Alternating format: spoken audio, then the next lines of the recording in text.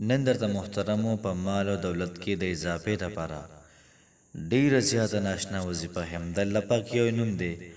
دا تاسو وظیفه کې دومره مال او دولت به الله پاک درکړي تاسو له چې د هغې په سمبالي باندې به تاسو ستړي شئ. یاد ساتئ محترمو چې چا څه قسم له حاجات وي حاجتونه الله پاک پوره کوي ولا د چا څونه مشکلات وي الله پاک د دې وظیفې په خاطر باندې پوره کوي. او یاد ساتئ چې څومره مال او دولت ستاسو په کار وي څومره رزق ستاسو په کار وي تاسو وظیفه وکئ بیا تاسو تماشه کوئ انشاءالله العزیز الله پاک به تاسو له ډېر زیات خیر درکړي. بسم الله الرحمن الرحیم. شروع کوم د ډېر زیات بخونکي او د ډېر زیات مهربان رب په نوم باندې. السلام علیکم ورحمت الله وبرکاته. امید در کوم چې تاسو ټول به ټیک ټاک الله پاک هم خوشاله آباد ساته. الله پاک دې زموږ او ستاسو ټولې مسلې ختم کړي. الله پاک دې زموږ او ستاسو ټول حاجات پوره کړي. څومره چې زموږ وروڼه دي څومره زموږ خویندې دي الله پاک دې ټول په عمرونو کې برکت واچوي. الله پاک دې ټولو خلکو له رزق ورکړي بې انتها دې ورکړي او دغه رنګې بې سیاره دې ورکړي. نن چې محترم زموږ کومه وظیفه ده دا وظیفه ډیره زیاته بهترین او ډیره زیاته زبردست اعلی وظیفه ده. الله پاک یو نوم دی او څوک هم چې دا د الله پاک د نوم ورد کوي کو زنانه وي کو نارینه وي انشاءالله العزیز الله پاک به له کاروبار کې ډیره زیاته ترقي محترمه دا ورکړي. کو څوک داسې وي چې د خپل ورور دپاره وظیفه کول غواړي بلکل یې کولی شي.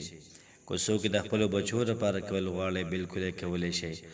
دغه رنګې کو څوک د خپل خاوند دپاره کول غواړي بلکل دا کولی شي. هر چا دپاره کولی شي. ملګري دپاره هم کولی شي. د ځان دپاره کولی شي. د مور او پلار دپاره کولی شي. ډېر زیاته اعلی ډېر زیاته باکمال وظیفه د محترمو کوشش وکړئ په خپله هم وکړئ او دغه رنګې ملګرو سره هم شیر کړئ. نن چې کومه وظیفه ده دا وظیفه د محترمو د الملک چې کله د الله پاک د طرفه تاسو ته آفر راشي دا ضرور قبلوئ. الملک د الله پاک یو نوم دی او معنی د بادشاه. نو کوم سړی د الملک دا وظیفه کوي الله پاک به بادشاه کوي. کله آفر راشي د سوای چې زمام د آفر قبول دی معلوم ته پکې راکړه د سوای چې پروردګار ما مالدار کی دا څومره خلک په دنیا کې اوسېږي تا ول مال ورکړی دولت ورکړی هغوی له نورم سیوا کوي خو مال یې هم راکوي. یاد ساته چې یو امیر وي مالدار وي یو غني ویل کېږي هغه چاته چې مالدار وي او ډېر زیات بې پروایي پیسو باندې پروا کوي نه هر چا له ورکوي. او یو دی صرف امیر صرف مالدار دا هغه چاته ویل کېږي چې کم سړی مالدار وي خو د پیسو سره محبت وي پیسې لګوي نه. الله پاک به تاسو داسې مالداره کړي دا پیسې به تاسو هر چا له لګوئ هر چا له به ورکوئ. او یاد ساته چې څونه پیسې تاسو لګوئ دومره به ستاسو پیسې ستاسو مال او دولت دا محترمو سیوا کېږي. او څومره چې نه لګوئ شومتوب کوئ دومره به ستاسو پیسې مال او دولت دا محترمو ختمیږي. یاد ساتئ چې د پیسو چې کم مدن دی دکان دی روزګار دی نوکری ده دغه رنګې دیاړي ده مزدوري ده چې څونه ذرایع دي نو چې کوم سړی الملک دا وظیفه کوي یا ملک یا ملک الله پاک به د انسان له د هر طرفه رزق او روزي او پیسې دا به له ورکړي. داسې پیسې او داسې مال او دولت به له ورکړي چې د انسان په د وهم او ګمان کې هم نه وي.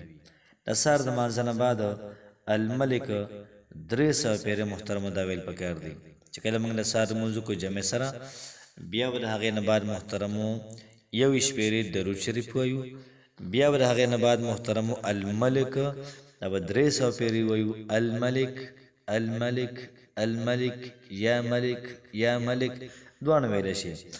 بیا به د هغې نه بعد 21 پیرې درود شریف وایو. که د چا نه ایر شو د سهار د مانځه نه واله تر ماښام د مانځه پورې دا ویلی شي.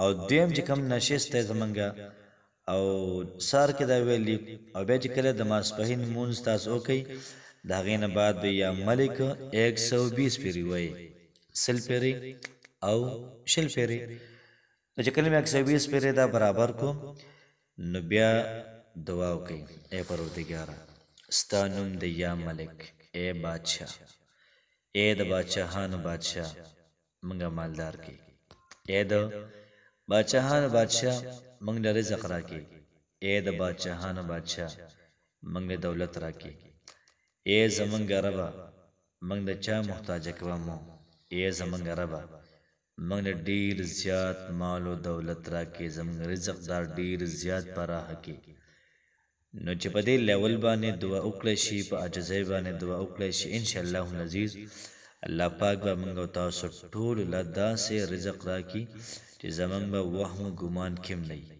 الله پاک هم خوشاله آباد ساته السلام علیکم ورحمت الله وبرکاته